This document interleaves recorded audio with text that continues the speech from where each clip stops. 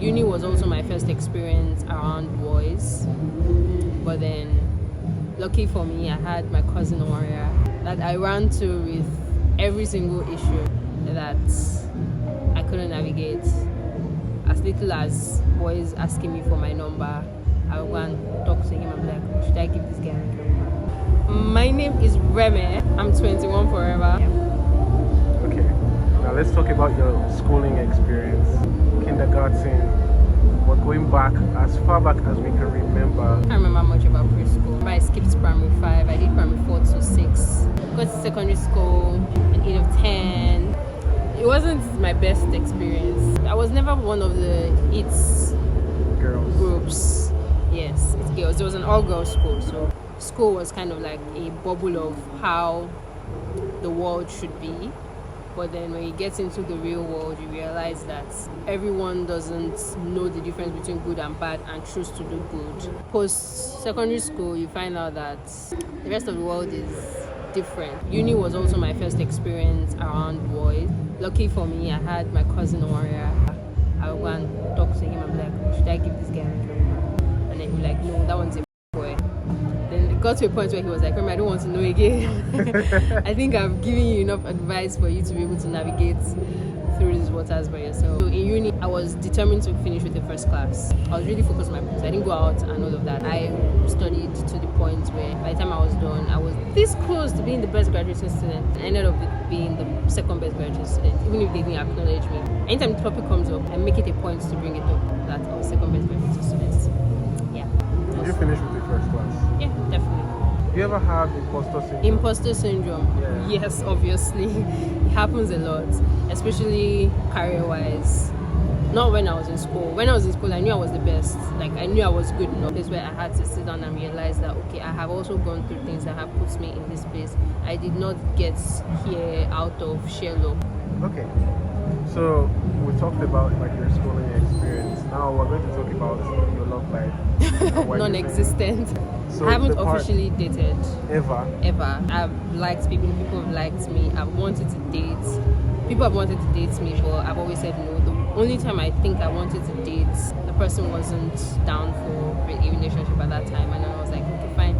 And then the other times I tried, let's say 2 years ago, I met a bunch of stupid people in this wonderful Lagos, and then I just decided that I was done. If relationship finds me, great. If it doesn't, I'll be fine. Trust Nigerian parents. Once you're done with school, they start ringing that marriage bell in your head. But then I'm deaf to that bell. Who is ringing it more? Both of them. Both of them. Yes. Like, I strive for financial independence for myself, and eventually, whoever I end up with should also be of that mentality. Red flags. Guys. Smelly people, smelly, non-hygienic, self-centered, narcissistic. I've come to find that you meet different people and you like different people for different unique attributes that they have. Some people love food, some people are not fans of food, but then I would love to be with someone that is a food lover like me, because Love we would food. explore a lot. Yes, I love food. Do you love cooking? No, I don't. I like experimenting, but I don't love cooking. If somebody that can cook, it's not bad.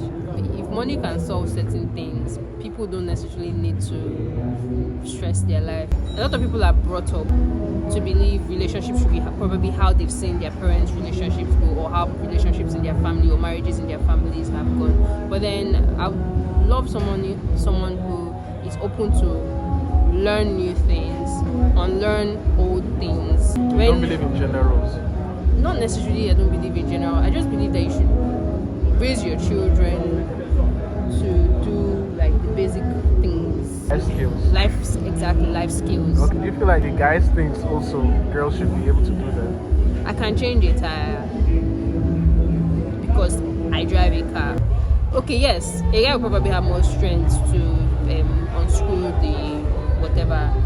If you drive a car, you should be able to take care of your car. It does make sense, though. Someone that is open-minded enough to not impose certain things on somebody because that's how their parents did it. Is that the kind of person you feel you are? Me? Yes. I think that's the kind of person I am. Oh, I still obviously want baby girl treatment. Don't get me wrong. Who doesn't want to be treated like a baby girl? Should be someone that has that, like, that is open-minded enough, not someone that be sensible presenting at the beginning and then completely change later on, because in this Lagos you find a lot of sensible presenting people, and later on you find out that no sense. We're really here. As in, work, no sense at all. I know I don't open up a lot. Like, I'm very bottled up. I'm very self-preserving. Anyone that says that to me right now, I would say yes. It's really difficult. I'm good with communicating, but then I don't want to be communicating to the wrong person. So for right now, I don't really communicate a lot with people, because where is it heading to?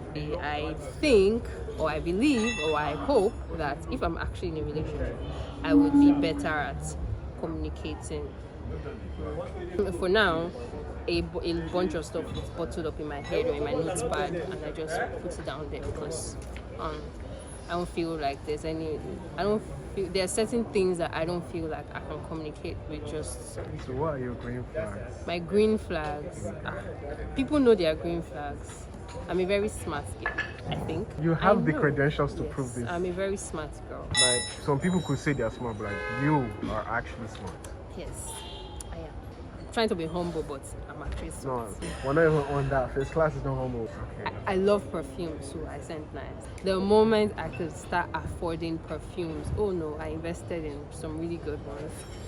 And Mine's dropping some. Dropping some of the perfumes. Okay, like I got hooked on Rihanna Rebel Fleur once my mom gave me.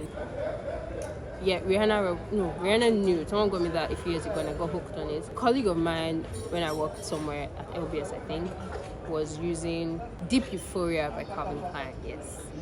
And before she left, because I told her I really liked her perfume, and before she left, she gave me the remaining bottle. And then it wasn't on the price range of perfumes I could afford at that point, but then the minute I could afford it, I got it. Yeah, someone got me one recently that is really nice. I can't remember the name, but it's really, really nice. Like, this one tops the rest. And it's in a really, really small, cute bottle, but then it lasts so good, like so well. And the scent, like the top note, the middle notes, and the so yeah, top into fragrance. No, like this one is like anybody the top. That starts talking about notes. The top note is a hit. The middle note is, and then at the end of the day, the scent that like you still get a different scent from the perfume, and it's really dope. So yeah, so I'm into perfumes, so I can never smell. All right, so let's talk about green flags in other people. Let's add the scents past to it. Okay. Yeah. People that are also really health conscious. Just having common sense. See, I really don't have too much stress. Like, so that's another green flag. Okay. There's no light again. Yes, we're done. Okay. Thank you so much for being on my vlog. You're welcome. Thank you for joining the next vlog, and I think we're gonna round it up here. So I just got you and Ahime today. Okay. Thank you so much. You're welcome. You're welcome.